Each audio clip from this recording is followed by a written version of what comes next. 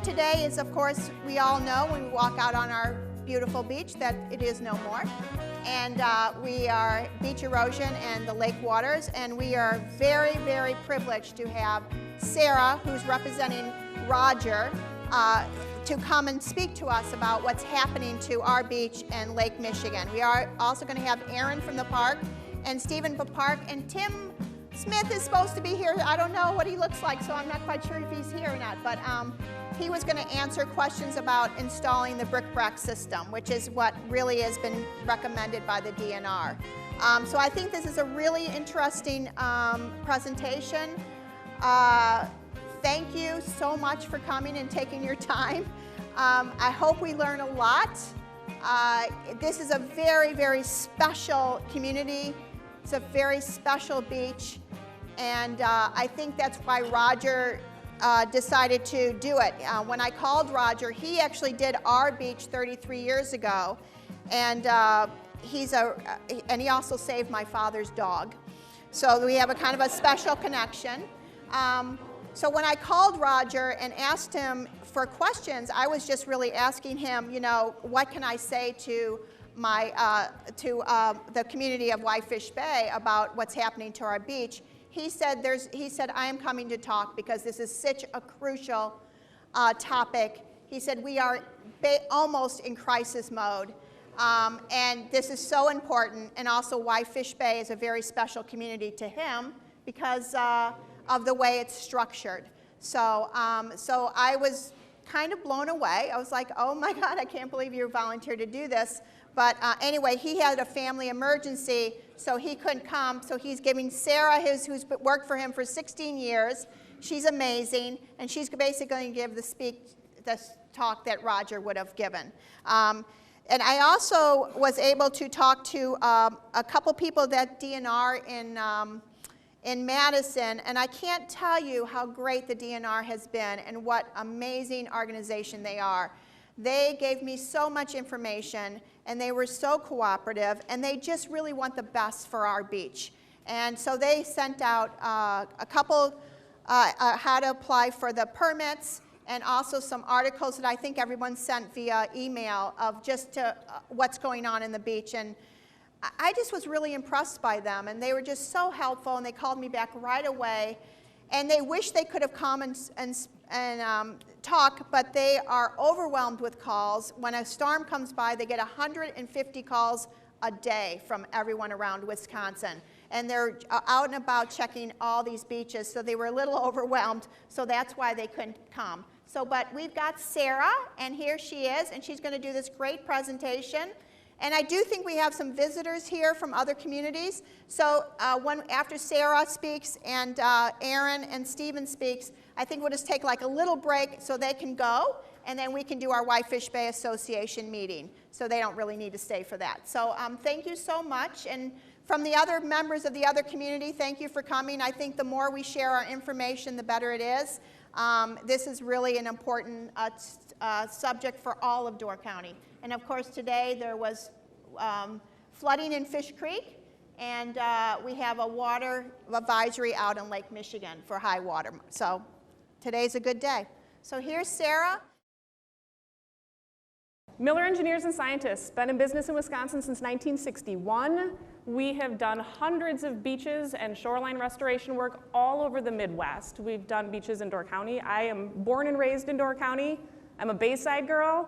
So I'm Fish Creek Way, sorry. We have smaller waves over there, warmer water.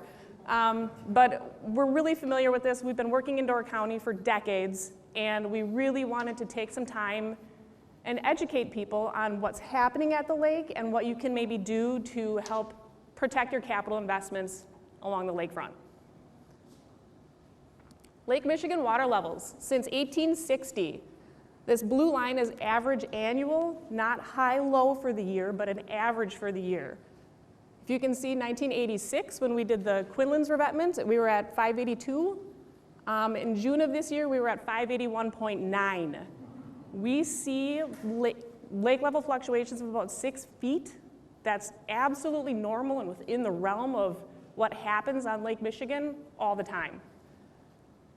We went In 7 years, we went 6 feet, which is a little bit much for us. We're not used to seeing it quite that drastic. But you can see, this goes back 5,000 years for lake levels. This is our current blip from 1860 to today. Absolutely within the realm of normal. Actually, normal gets a lot bigger and a lot smaller than what we're seeing. The Army Corps has predicted a fluctuation of approximately 9 to 10 feet as being normal or plausible within Lake Michigan. So what we're seeing now is well within that. Army Corps has predicted that we could go up to 584, and that's fairly normal for Lake Michigan. You can see we've been higher than that in the past, distant past, but it does happen. Beach dynamics.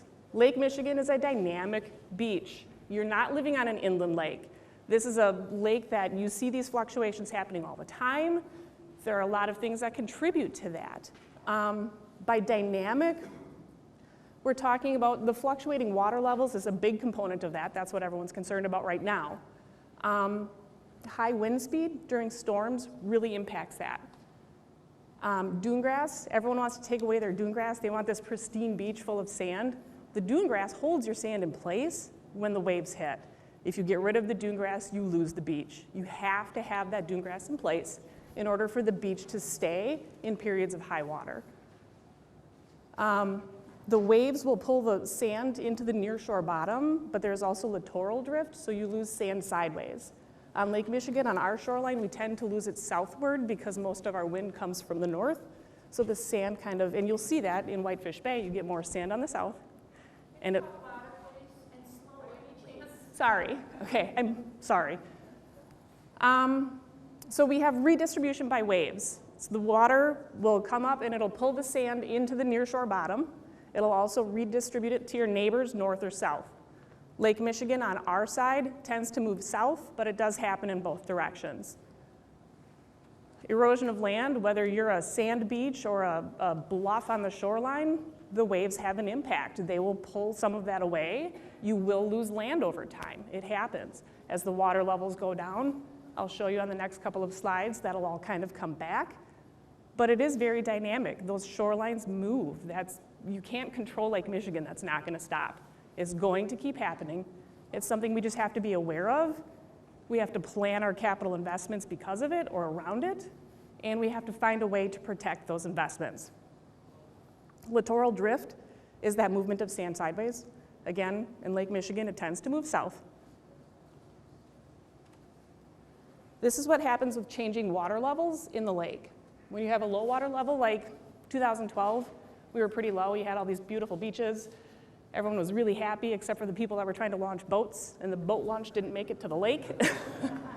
A lot of questions about that back then. So when you have the low water levels, you have this berm, which is kind of that swash zone. The swash zone is where your wet sand is when the wave action is hitting. That's also where the bacteria live. Don't play in the wet sand. But you'll have this little berm where that swash zone is, and then you have the beautiful dune with the dune grass. Shows you the big, beautiful rolling beach. As the water levels come up, it pulls that berm down, and it kind of scarps out or carves out that dune a little bit. What's happening is most of that sand is coming down and creating a shallower profile of the lake. That shallow profile of the lake helps with the wave action. The steeper the slope of the lake, the harder the waves hit the land. The harder the waves hit the land, the more sand moves out. So your sand is protecting itself. It's going to lower itself, nice, perfect little profile, and it'll create this area. You see sandbars. When the waters rise, you see more of those sandbars happening. That's just the sand storing itself until the next time the water comes down, and it'll come back up. So you see the big surges, all of a sudden your dune is gone, a lot of your dune grass is gone. Again, that sand is just hiding out here. It's waiting, it'll come back. Excuse me. When the water levels go back down again, which they will, maybe not today, maybe not tomorrow, maybe not next year, they're gonna go back down sooner or later. That sand, the wind will blow it back up, it traps in the dune grass holds the sand in place, your beach comes back. Happens over and over and over again. We've seen it in the last 100 years. We've seen it in the last 5,000 years. It's gonna happen again. The problem is whether or not your house or your boathouse or your stairs to the lake are going to be there when it does. Louder? Okay. That's okay. This is a picture in Sheboygan, right next to our office. This is actually Roger's house. Back in 2012, low lake levels. This is what everyone's used to seeing. You have that beautiful beach. Here's that little berm with the swash zone right there. Nice long flat sand dune grass, making the sand stay in place so that as the wind picks up, the sand isn't going into your yard, it's staying in the beach area. This is about 2015, same exact spot. You can see all of a sudden that berm went from out here to up here. We've lost a lot of the beach. The dune grass is still there, still trapping the sand. Everything's healthy. And what we did is, this is a revetment that we built in front of Roger's house decades ago. We didn't build the revetment out here to hold the sand in place because the sand has to be able to move. You have to be able to see that sand go back and forth. We build the revetment as far inland as possible. Let the beach be dynamic. Let it move, let it fluctuate. It has to be able to do that. It balances itself. It's bigger than us. It knows what it's doing. Let it do its job. Protect your house, but protect it inland. This is last year. Couldn't get the same shot because we would have been standing in about 3 feet of water. So we're back up a little farther. The revetment's actually back here. And you can see what that dune grass does. It is trapping the sand. It's preventing that sand from washing out too much. It's protecting your investment inland. It's holding everything in place. You need that dune grass there to keep the sand in place.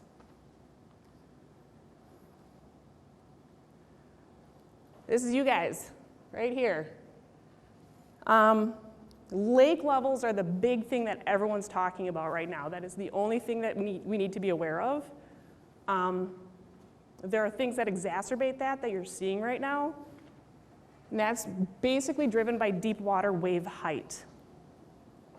The wave height in deep water is driven by wind speed, wind direction, and fetch length.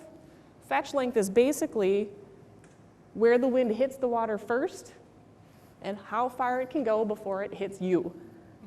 You guys have some fairly large fetches. Good news is the wind usually blows to the west, not the east, so it's not as bad as it could be. But the big thing to be aware of is when those storms hit, when you get those bigger waves from the wind speeds, they're building miles out and they're coming in. And what you see is in the deep water waves, and Roger had a slide in here that actually went through the calculation to figure this out. I took that slide out because that's not what I'm going to speak about today. That's why he's got those letters after his name. So in deep water, the wind will blow through and it creates this orbital velocity. Waves move in circles, right? And as long as that circle can make its circle underwater, the waves just keep rolling.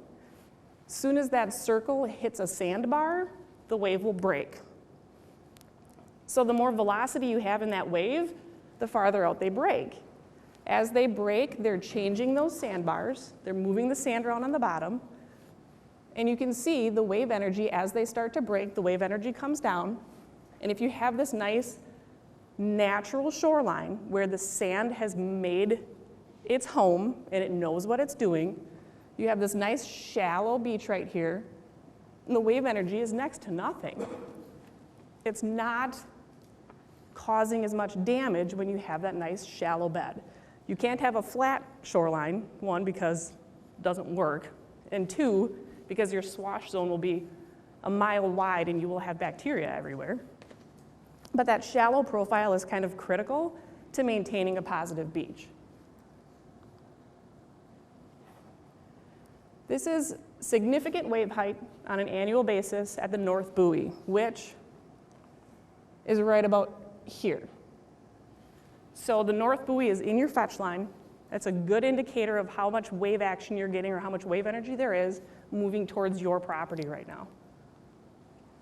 You can see June, July, August, it's actually pretty low. We see them more because we're here more and we're out playing on the beach and we notice what's happening. Those waves get significantly higher in the fall. So the damage you're seeing happen today is going to get worse this fall. History tells us that those waves are going to get bigger, the wind is going to blow harder, we're going to see more damage coming in the next few months. That sounds scary. There are ways that we can help remediate that a little bit, but be aware that historically speaking, the waves get bigger October, November. By December, January, hopefully we've got a little bit of ice out there, so they're just building on the ice instead of hitting your land, but it does happen. Again, here's that fetch from up in the North Buoy. This is you guys. We see the wind hitting those deep water waves. They come in, and you guys are actually this beautiful little isolated cell along the county. You've got this nice rock point here. You've got protection down here. Your sand stays in place. If you were an open reach, a truly open reach on Lake Michigan, your sand would be down here. You're keeping your sand in your little protected cell of Whitefish Bay. So it's easier to kind of redistribute it through the area as the water levels go back down. You're not losing as much of it to that littoral drift as the wave action is big and the lake levels are higher. There you guys are, and you can see you're losing sand up here, you're getting more sandbars down here. It is staying in place. You get some migration southward, but not to the extent that a lot of the open reaches get. This happens to be, we've been talking to some of you already. We've had site visits and meetings with a few of you to talk about revetments and how to protect your land. This is Susan here? Susan, hi, I was on your property the other week taking pictures. This is typical shoreline. You guys see this, you look out your windows, this is what it looks like. There's no revetment there. You have 10, 15-foot drops from your dunes to the lake right now. And it's eroding and eroding and eroding, and it becomes very concerning when you see it getting closer and closer to your house and you say, at what point is this gonna stop? I couldn't get down to the bottom of your beach, Susan, I was afraid. Not gonna lie, I stayed on the top and took pictures. I think this is along the Quinlan's shoreline. Okay, we did do a revetment here in 1986, 87, and you can see the revetment. It's way back in here. It's just starting to actually function as a revetment. That's okay. The house is protected, the revetment is there. By the time the waves hit this point, they're bouncing back, they're gonna scour the shoreline a little bit, but they're not gonna take the house with them. The good news is we left a lot of room there for the lake to do its thing, for the sand to be able to redistribute, to create that nice shallow profile so that the waves aren't causing as much damage.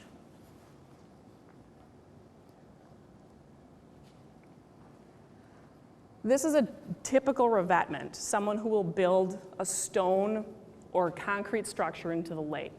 And I understand the primary concern is keep the waves away from my house. I don't want to lose my house. The problem is, again, when you look at this wave energy, as the waves come in and they start breaking over the sandbars, if they hit this and they're not at that shallow profile, all of that wave energy is reflected back. So the wave will hit here, it bounces back, and what that does is it ends up scouring the bottom of the lake. That scour will cause your revetment to fail. Sooner or later, it's gonna undercut it. You're gonna have to repair that revetment, which is a significant investment. Secondary to this is that littoral drift issue. When you build a structure like this into the lake, this scour will also happen to the people downdrift of you. Again, those are your southern neighbors. They're not gonna be happy when they lose their house because that revetment is in the lake. We have to make sure that we are building these protective structures as far inland as we possibly can. You don't want it to fail, and it's going to fail. You can't build it deep enough to make that not happen. It's going to affect your southerly neighbors. The northern neighbors are probably gonna be kind of happy because it's gonna trap sand for them. It's also going to trap cladophora for them, so it may smell kind of bad. But the southern neighbors are going to have problems if you do this. Excuse me. Old structures that are near the lakeshore right now. You have a boathouse that's sitting right on the edge. We need to plan for that boathouse to move. I know that we want to keep our property, we want to keep as much of that shoreline as possible, but we have to be prepared to move some of those structures inland if possible. If not, there are ways to provide a revetment, a buried revetment, that will have that sand movement. We have permitted them through the DNR, we've done it. But if it's a structure that's 150 years old, you're thinking about maybe rebuilding it in 20 years anyway, let's talk about rebuilding it today. Let's move it inward, let's protect the shoreline on a comprehensive or reach basis. We have done community-wide or reach-wide revetments where you can start at the northern extent and design a continuous revetment along the entire reach. You build it at the same distance from the lake, at the same slope, at the same depth, so that it acts as a natural shoreline, like any other sand beach that has rock or limestone behind it. This is one that we did in Sheboygan. This is a multi-million-dollar resort complex that was built. But we worked with the city over the course of 3 years and actually built a revetment from this point all the way down through here. There's a buried revetment behind that entire thing. Most of the community does not even know that there is a revetment there. It's a sand beach. They go play on the beach, they have picnics with their kids, it looks beautiful, it looks natural, it functions like any other beach, but those investments are protected. If the waves get very high, we get storm surges in October at a high lake level, everyone starts panicking, it's protected, the revetment is there, it's okay. The rest of the time it acts like a natural lake shore, you get the little dunes and the ridges in the lake, everything functions as it should. So the big thing here is don't build a hard structure in the lake. It's bad for the lake, it's bad for your property, it's bad for your neighbors. Let's build it inland a little bit. Make sure that you are protected at those critical high water storm surge moments. You're not going to lose your house, you're not going to lose your investment. Let the lake do its thing. Shoreline hardening, that's those hard revetments. I don't know, have any of you ever taken a vacation to Lake Erie? Anybody? It's there's not a ton of natural beaches. That shoreline has become very hardened over the years. And what happens is, and we've seen it down Mequon Way as well, someone will build a structure into the lake that starts scouring the lake, starts scouring the southerly neighbors. All of a sudden, the southerly neighbors are in panic mode. They build a hard structure, and it starts scouring the lake and scouring their southerly neighbors, and you get revetment after revetment after revetment jutting into the lake. Now you have increased wave action, you have more damage to the properties, and you're starving the lake of the sand it needs to create that shallow bed profile in order to reduce the wave energy. If you put that structure into the lake, it can no longer balance itself out. It needs to do that in order for us to stay safe. So those hard structures in the lake become an epidemic. It's like a little disease that spreads along the lakeshore. So we need to make sure that we're not doing that we're not starving our lake of sand, and that we're not creating more damage with higher wave action.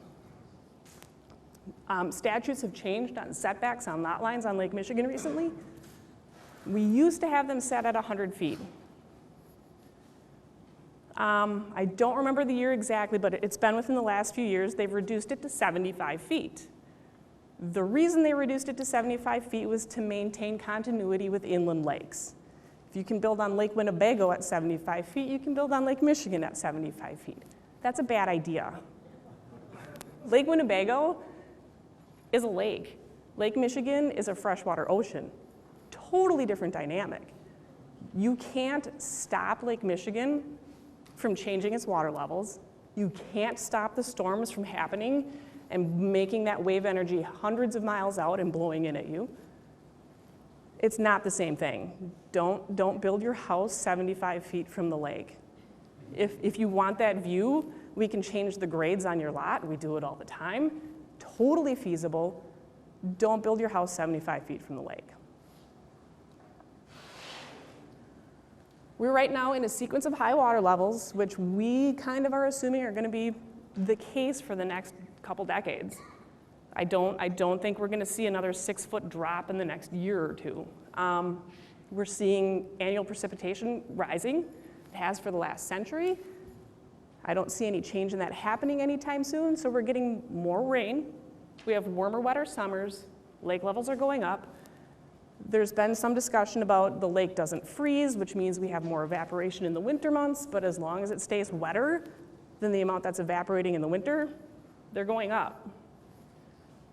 If that happens, the lake levels are going to keep getting higher.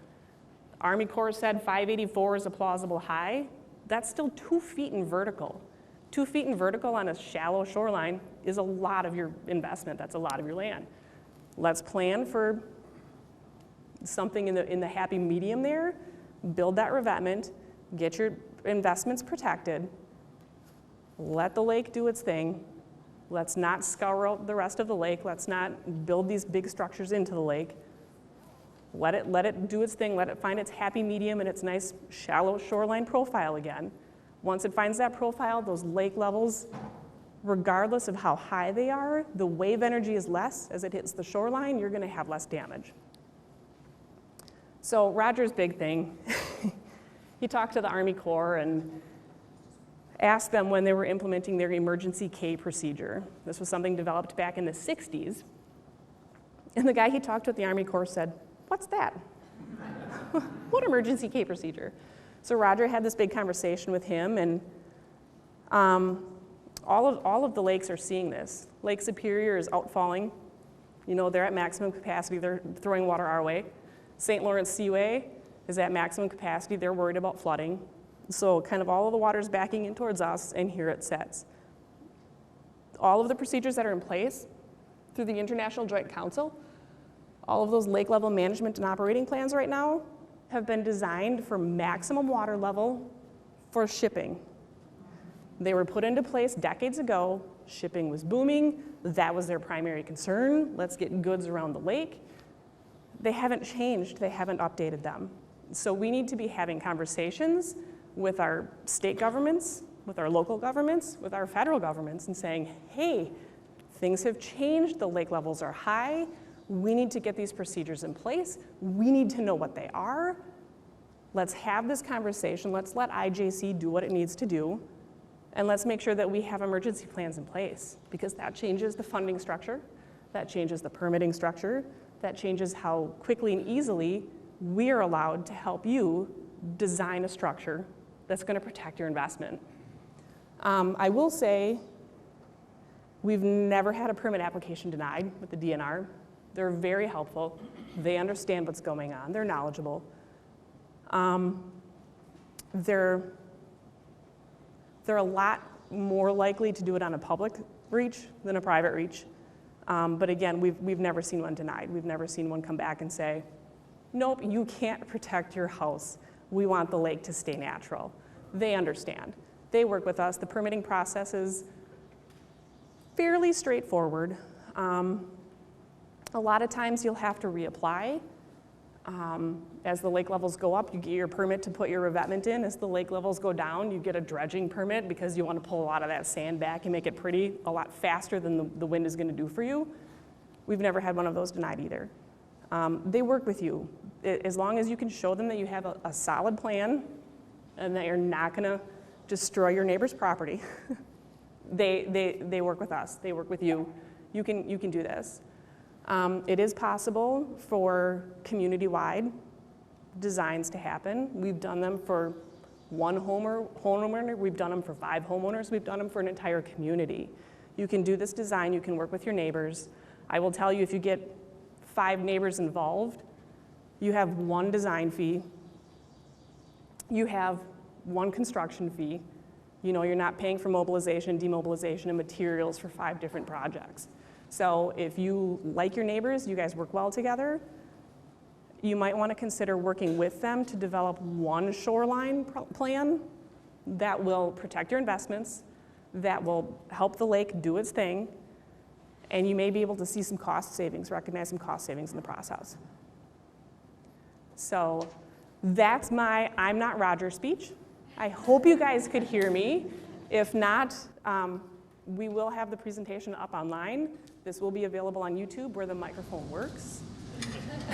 And I believe it was broadcast on the Sebastopol TV station as well. So there are other ways to access this. If you still have questions, I have a bunch of get out of jail free cards. These are my name is Sara Kellner. I'm not Roger Miller. So if you have a question that I can't answer, you can contact me and I will get him in touch with you and we can help you figure it out.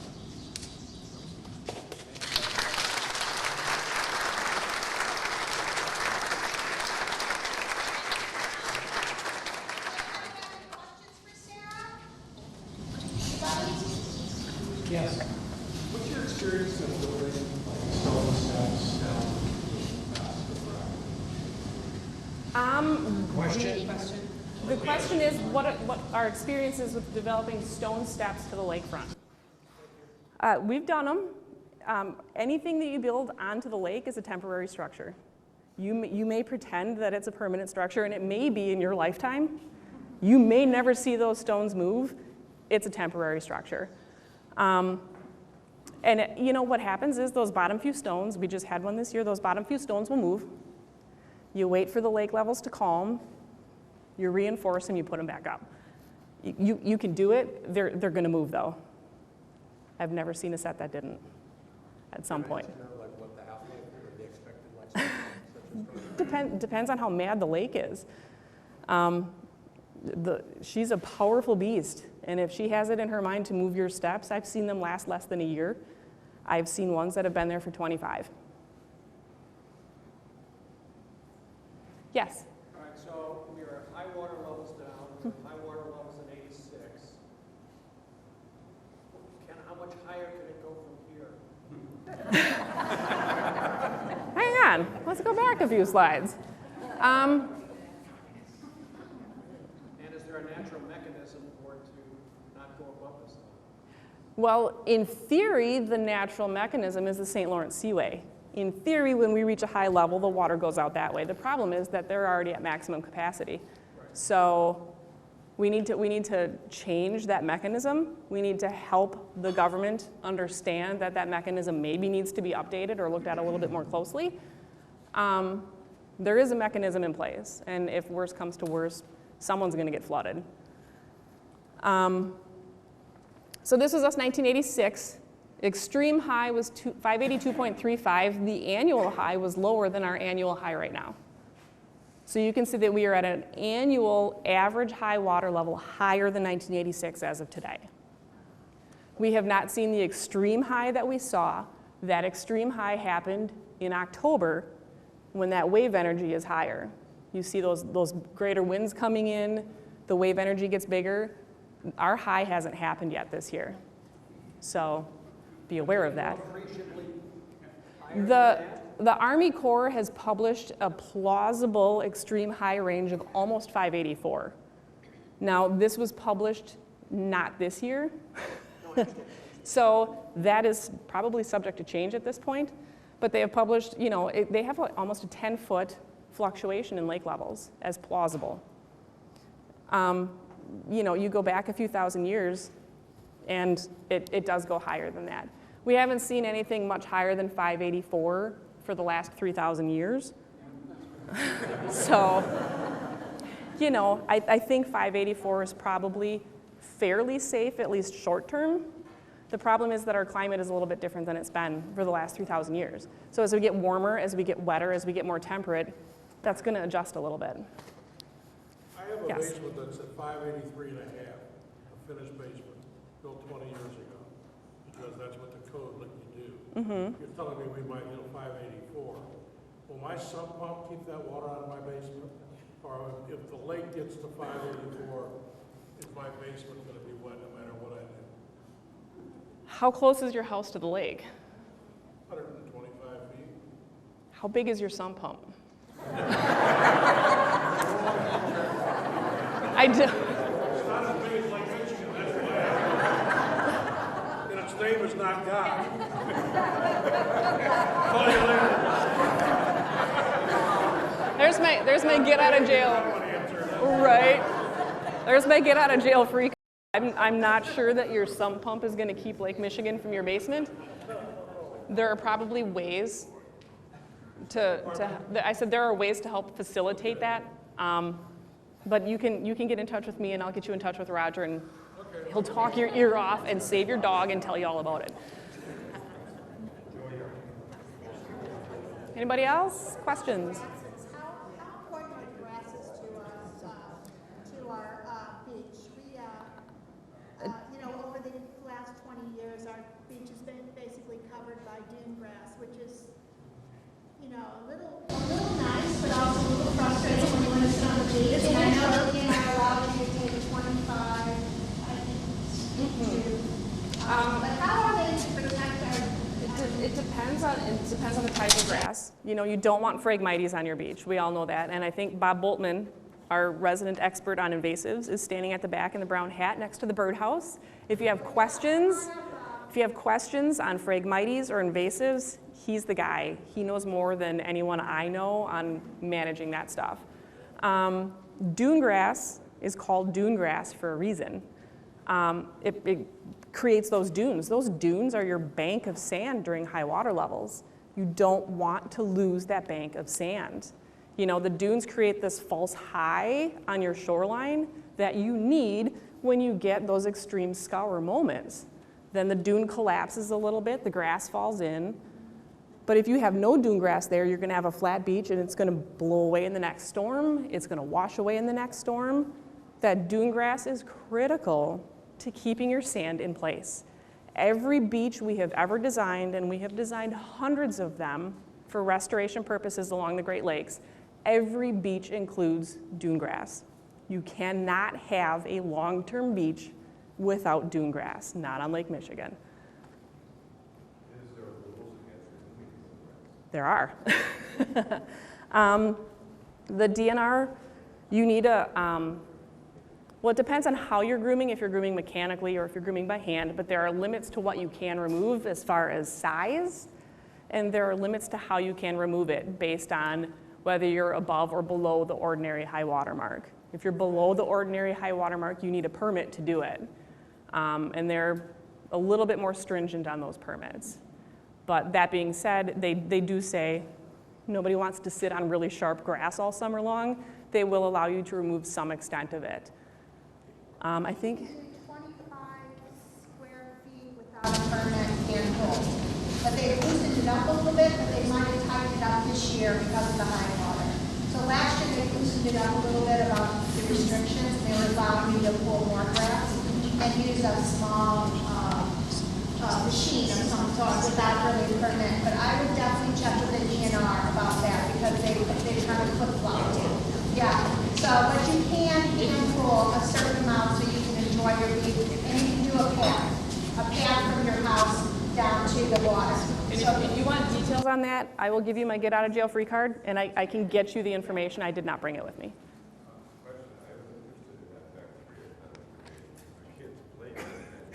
Yeah.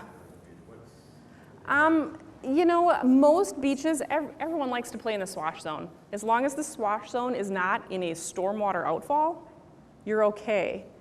The problem I see is you go to a beach that has an outfall pipe close by, and you see that warm water that makes this little river on the beach, and everyone sends their toddlers to play in that water because it's nice and warm and they can't drown and everything's great.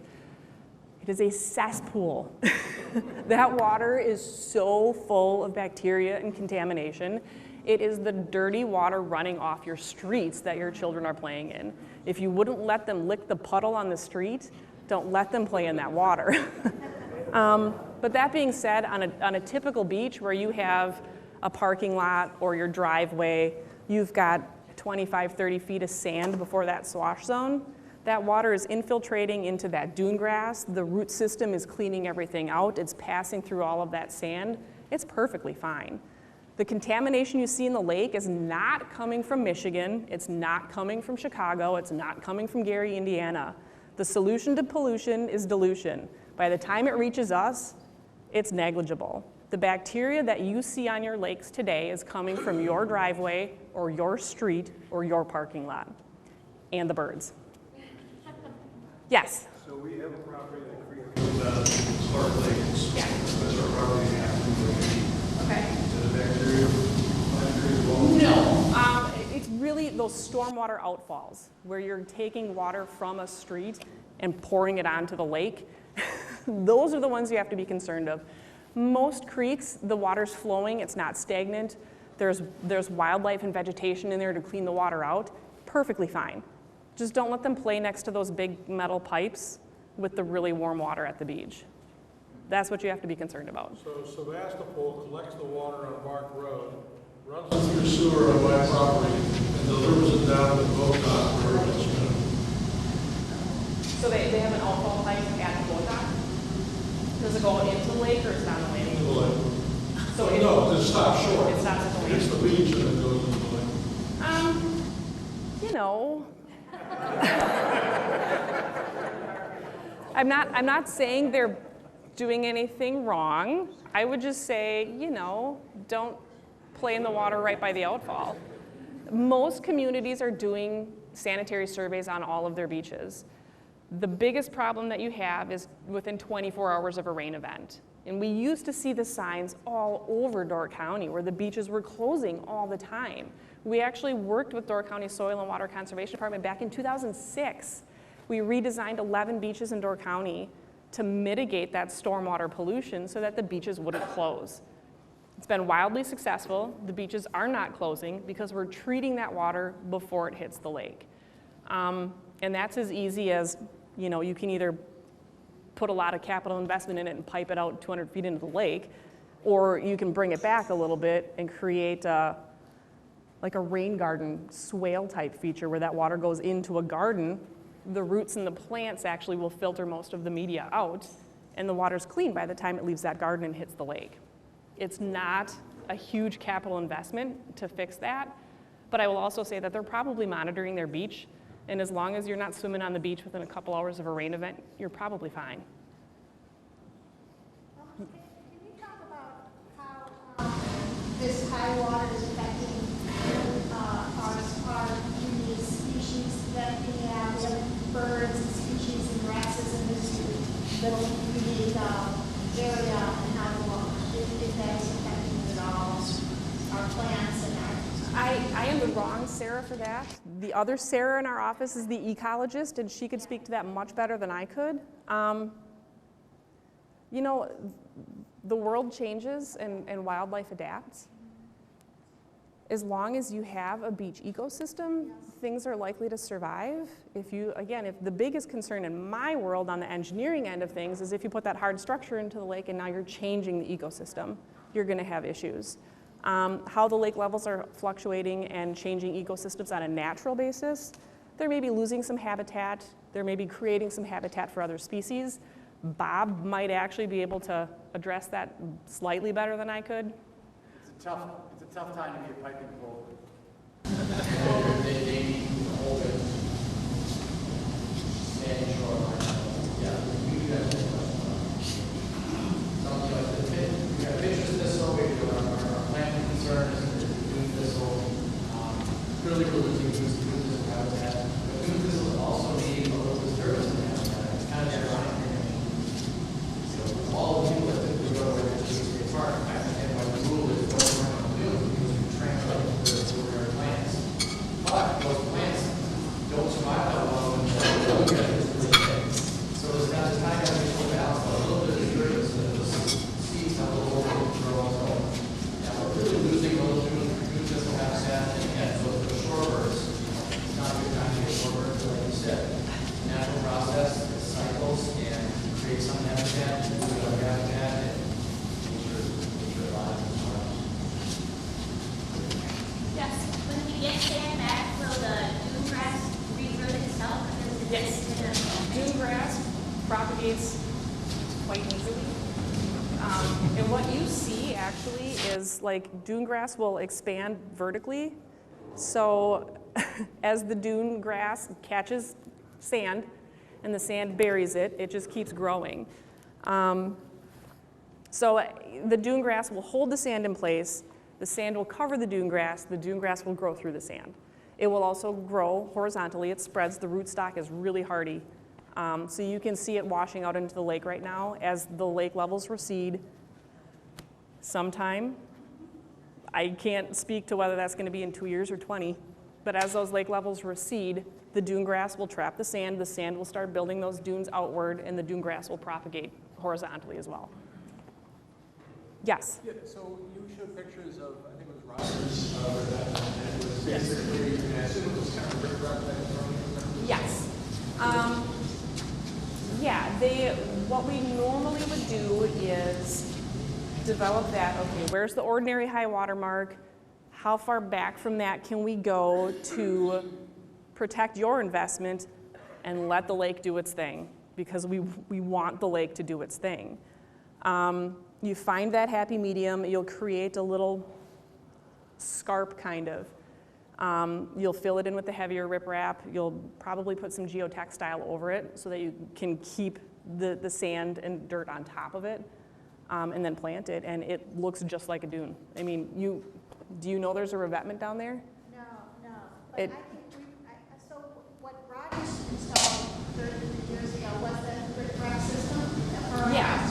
All of the revetments are in the riprap system. So riprap, and then, so we did it 33 years ago with we did 5 building lots. And it was quite an investment. It was very, very expensive 30 years ago. Yeah. But I think it's going to save our property. And they're now up to be able to see our stones that we installed 30 years ago. And we chose that over doing a wall. Which the walls they don't allow you to do anymore. So the DNR will not allow you to do a wall that some people did. They were very loose 33 years ago on what you could install in front of your house. And they are not that way anymore. So I think the only thing they are allowed to install is the riprap system, right? On an individual residential basis, yes. If you're looking at more commercial investment or community-wide, I mean, you go down to Concordia University and they've got a huge concrete structure built out into the lake. So it does happen, but they're much more aware, and that's been an educational process in the last 20 years. You know, that was something new that we had been working on with them in 2000 with Sheboygan. It was like, well, just put a big break wall up, and it's like, hang on, that's a bad idea. Yeah, from a personal point of view, what happened with our system, and I think other people in the Bay did it as well. I don't think we're the only ones that did it. But the dune created itself, and I would say it would take maybe 5 years before the dune really covered all our stones and our boulders, and then it just created this great dune. And this is the year that we're beginning to see the boulders back. And Rod, you came on with the pictures and Roger. We were very nervous. We got a call from my sister, I think in March, saying, I think we're in trouble. And so we were very, very nervous, and we asked Roger to come back out and to look at it, thinking that we would have to make another investment, and he said, no, we're going to be okay. Yeah. So for 33 years, it's done the job. And now, you know, the concern is, I see riprap. Yeah. Something's wrong. Well, it's finally, 33 years later, starting to work. That's what we need. So you didn't put sand on top of it? No, we didn't do anything. It was all natural. It came back, you would have never known. 5 years ago, you would have never known there was any stones underneath our dune. It looked like a normal dune. The grasses came up on top of it. And we did 5 families. So we get it together, we did a long thing. And then a couple families also did it. They just did it, they used someone else. I think Tim Smith from Lily Bay has been doing a lot of installation. So it just depends on who you use, but it's the same system. Now we're just beginning now to see our stones. What we've noticed and what we've seen happening more and more in the last probably 15 years is people want it to look nice immediately. You don't just put riprap on our shoreline back far enough. And we do the full systems with the geotextile. You can put sand and the dune grass on top of it, and you'll probably see as we're doing the plantings, we'll have some of that green mesh that'll hold everything in place. But it looks natural from the beginning. It just depends on how much investment you want to make. If you want to cover it with sand, we do the beach nourishment, and it becomes natural instantly. It reminds me, I I live in Boston, and I spend a lot of time on the ocean in Boston, and it reminds me of the East Coast. Actually, that's what it looks like. It's a lot like around Rhode Island and Massachusetts shoreline with the rocks. That's exactly what it looks like. And it's okay. And we're just so used to having this big, beautiful beach, and it just looks a little bit more rugged. So, Yes. so there's Tina, and then there's Tom back there. Okay, Tina. Okay, so many years ago, I asked humans about this, and I never knew anything about your mesh underneath when I talked to you, so we would just put rocks in front of our seawall. They started washing away. Tim Smith, or Tim, came this year and put more rocks. He never mentioned anything about this mesh thing. Well, the mesh is what we would put, it's a geotextile fabric that we would put over the rocks in order to keep sand on top of the rocks. So we would put the, yeah, if we were doing a true buried revetment, you can do an open-faced revetment, you can do a buried revetment. What we're designing more and more of these days is a buried revetment, where you put the revetment down, you cover it with a geotextile, and then you can put smaller cobbles or dirt or sand or whatever you'd like over the top, and it's buried immediately. It took them 5 years to bury it in sand naturally. We can do it in a week. So you can bury those revetments. One more, that was my question. Yeah. So we have a couple other things.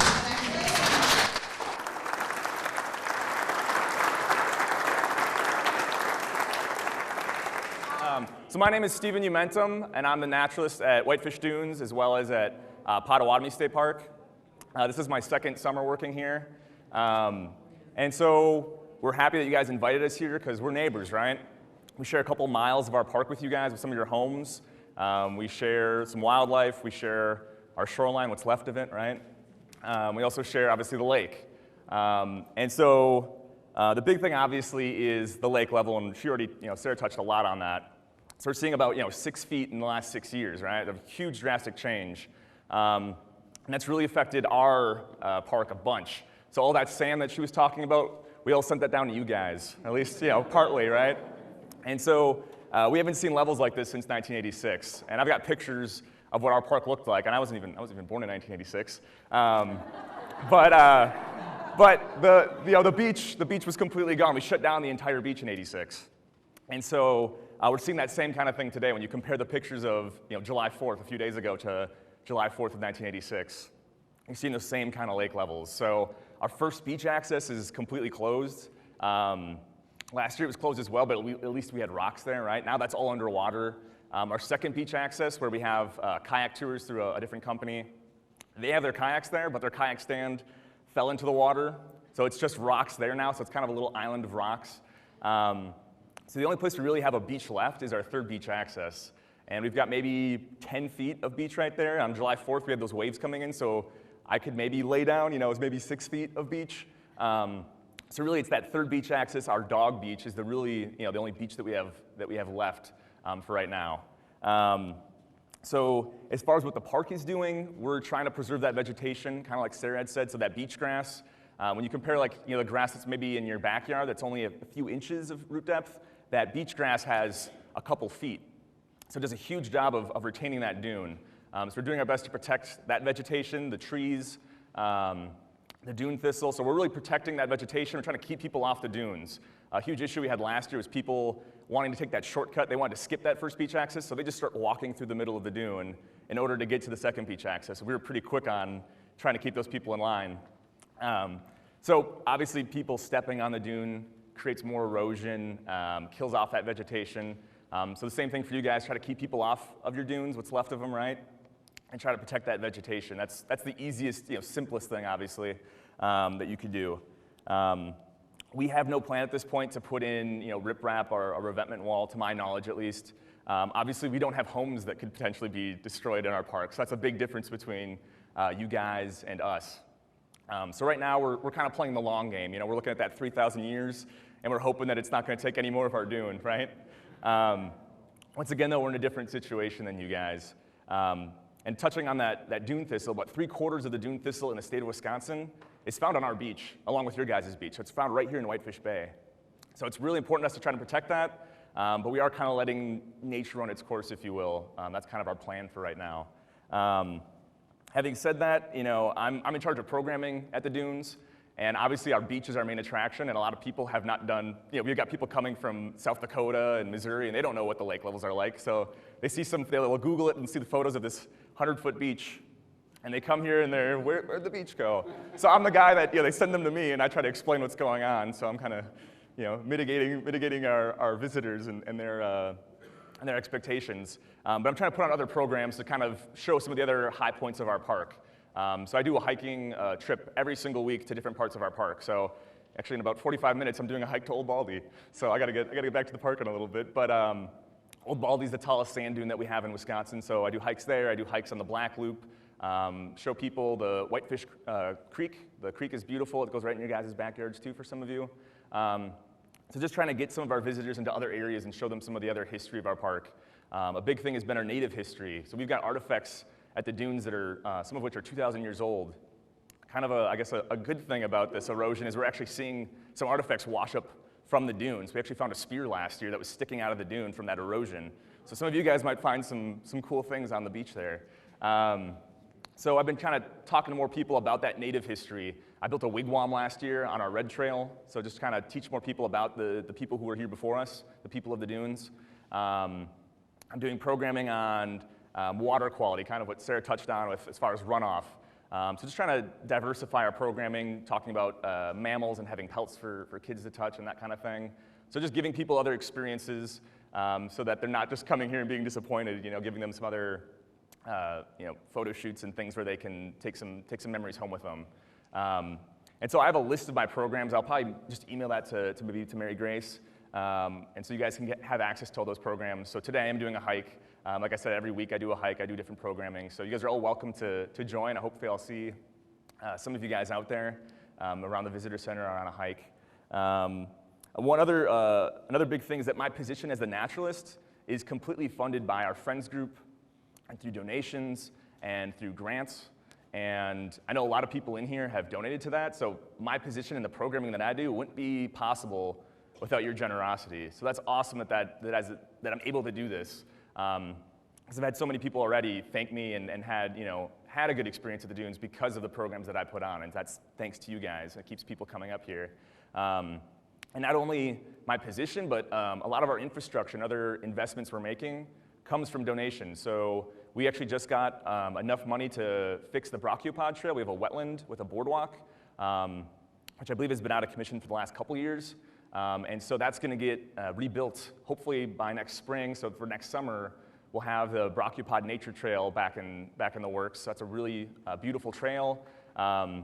And I can do programming on macroinvertebrates. I already go over there. I'm allowed to go on the boardwalk, so I'll go over there. It's kind of at like a 45-degree angle, so it's definitely not safe for the public. Please don't go on it. But it is beautiful back there. There's always different waterfowl, amphibians, great blue herons, that sort of thing. And so I'll get macroinvertebrates for the kids, but they don't get to see them in the wild, so I got to bring them all the way back into the woods for them. So having that boardwalk, though, will allow me to do a lot more programming. And like I said, it's all thanks to generosity of people like you. And so I guess I'm going to pass it over to Erin. I don't know if you want to, I can give you the mic. Yeah. Okay, can everybody hear me okay? Loud enough? Okay. Hi, my name is Erin Dembski. I am currently filling in as the acting manager at Whitefish Dune State Park. There's been a vacancy there since last June when the park manager left. So as of October of last year, I've been helping out. I am permanently stationed at Point Beach State Forest, which is right along the lake shore. It's about an hour-and-a-half drive south of here. So I've been coming up 2 to 3 days a week. I can answer as many questions, if you have any, as I can. I'm not from the area. I'm not real familiar with the area, but I can definitely let you know what's going on at Whitefish Dunes as of now. Steve pretty much covered everything, so I guess I can just leave. No, I'm kidding. No, thank you very much. Though he pretty much touched on a lot of the important things that are going on. As far as the high water levels, we, along with everything that Steve has said, we are trying to educate people when they come to the nature center and explain to them, you know, the importance of, you know, staying off the dunes. And I think the most important part is just explaining to them why there is no beach that they came to see, which people have been disappointed. Again, you know, we do have information out there. We also have information on the DNR website for whitefish, just letting people know that there isn't much beach, so they aren't completely disappointed, but not that there isn't other things to see when they do come. The master plan has been, was redone, I believe, within the last year or two. There is, in that master plan, there is plans to, I don't want to say create, there's a volunteer foot trail that goes along that connects up with Cave Point, goes along the actual rock shoreline. That is in the master plan to be, that a trail will be created. We do have to write a development project and also have an engineer come out and take a look to see, you know, the best way to do that without ruining any current vegetation, any natural, anything natural that is there. And I think the other important thing that I was just going to touch on was with this manager vacancy, they're hoping to fill it by the end of this year. Now, with everything else, that probably, you know, could take a little bit longer, but just coming here from Point Beach and working with the Friends of Whitefish Dune State Park, it's amazing how everybody has chipped in from those, you know, the volunteers and the members of Whitefish Dune State Park. It's unbelievable how everybody really, you know, chips in and helps together to, you know, make this transition possible. And I think the other thing I was going to touch on, which a lot of you probably don't know, there has been some changes in the department as of 2018. Prior to 2018, there was law enforcement in Wisconsin State Parks and Forests. That has changed as of 2018. Changed a couple of times. As of this last year, there are still rangers. We are not credentialed anymore, so we don't have any, you know, arrest authority or any authority to write citations. But that law enforcement is being handled by the local wardens. So coverage-wise, there's not the coverage that there has been in the past.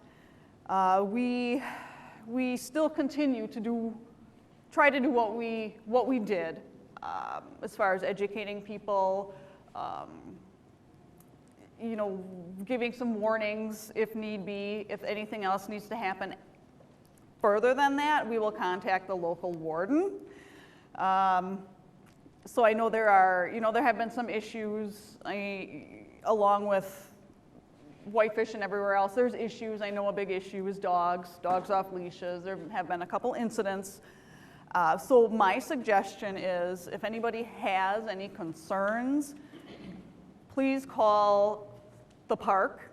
If you have any, you know, if there's any issues that you see that happen on the property, please call the park, talk to somebody or leave a message so we know what is going on. A lot of times things happen and we don't even know because people don't let us know. But if you can relay any information to us that we can either look into further or pass that information on to the local warden or sheriff's department if need be, it would be great, very, very helpful. If you can get information, you know, if you do have if there's an emergency, get as much information as you can, and definitely give us a call so we can help take care of any issues.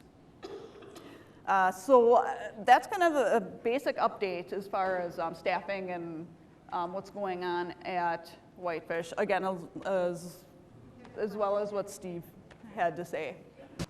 Quick question, are we losing the bats? They used to help mediate the mosquitoes a little bit, and I haven't noticed any around. Are they on?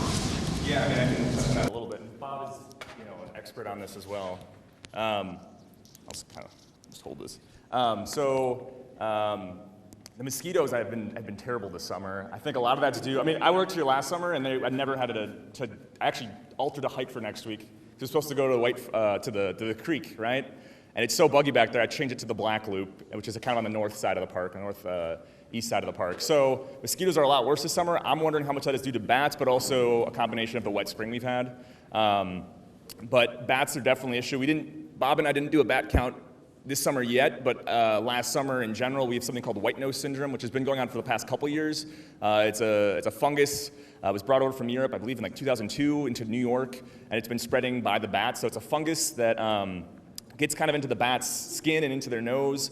And when they should be hibernating, instead they're waking up. It's like trying to imagine they're trying to sleep with their nose clogged, right? So they're waking up and trying to go back to sleep. But when they wake up, they need to try to feed themselves, but it's the middle of winter, right? So they fly out of the cave, they freeze, they die. And so Horseshoe Bay Cave, which is one of the largest caves in Wisconsin, used to have a population of 1,200 bats or so. I think last year there was 7 bats there.